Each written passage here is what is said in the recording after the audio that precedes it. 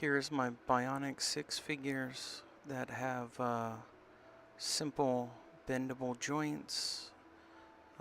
They also pivot, I believe. Oh no, these ones don't have. These have a fixed elbow joint with no spinning pivot in them.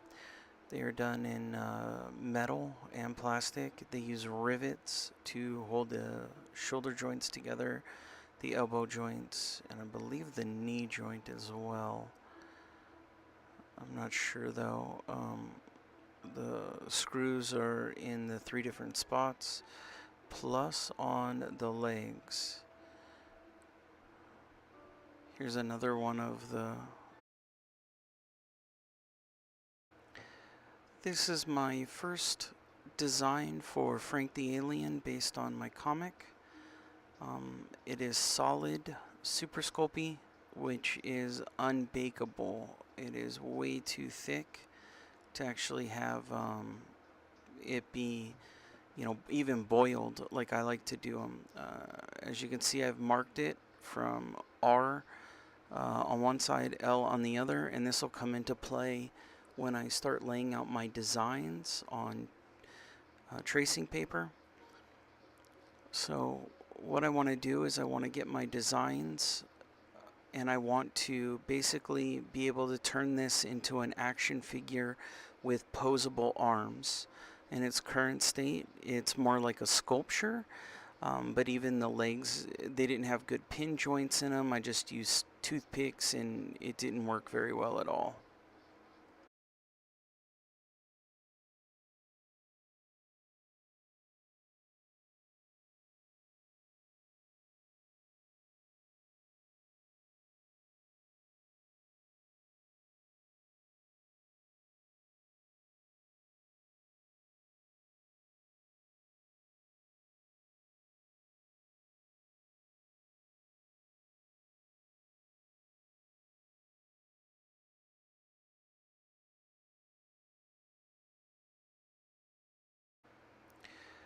Frank the Alien has a glass dome that goes around his body to protect him, almost like an atmospheric dome. And when I made this, I didn't have the ability to make anything kind of on a glass dome, but he does have an antenna. And I had at one point like a toothpick, and I marked a line in it, and this was a very bad idea, as I found out later on. The toothpick is narrow at the bottom, so it's not going to give it a lot of leverage. It went inside, I pushed it down to the line, and then I basically put Super Sculpey around it to make him a little antenna. But it sat straight up. He didn't have a glass dome around him. There were a lot of problems with doing it this way, so I decided that this wasn't how I was going to do it.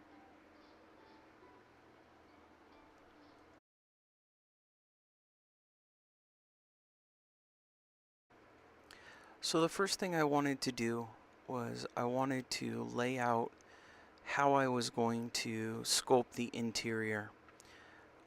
I did a lot of looking at my different figures and the insides of G.I. Joe Men to figure out like what kind of inner structure I was going to need to be able to screw them together and get the articulation I want. So I cut out some squares of tissue paper and I began to lay him out. I took my prototype model and I began figuring out like an inner structure. So here you can see the pins that I'm going to be using and the 4 points to snap him together. And I want to say here that this is all fluid. I'm learning as I go. So here is the interior where I'm going to screw it in. So the top will lay down on top of the bottom, and then it will screw in from the bottom. As you can see, I've got pins that are going to be holding the legs in. But again, this is fluid because I changed this idea later on when I found out that there were going to be too many pin joints holding everything together, and it was going to be better to make it one solid unit. So here is my first ball of clay. or super sculpey. And what I did was I molded it to fit a cutout of the body that I have in my prototype. So I went through and I made a front and a back, and I cut it out, and I did this all based on the designs I had in my first step. So according to the designs, I found like where the apex was, and marked it on a piece of